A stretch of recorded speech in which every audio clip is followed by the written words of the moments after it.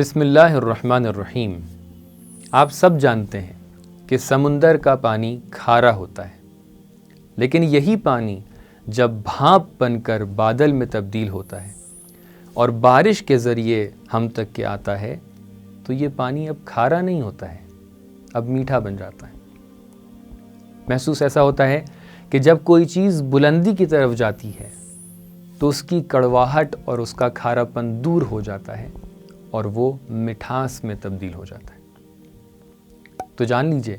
اگر کسی انسان کے وجود میں اور اس کی زبان میں آپ کو مٹھاس دکھ رہی ہے تو اس کا مطلب یہ ہے کہ وہ بلندیوں پر فائز ہے، لیکن اگر کسی کی زبان میں کڑواہٹ دکھ رہی ہے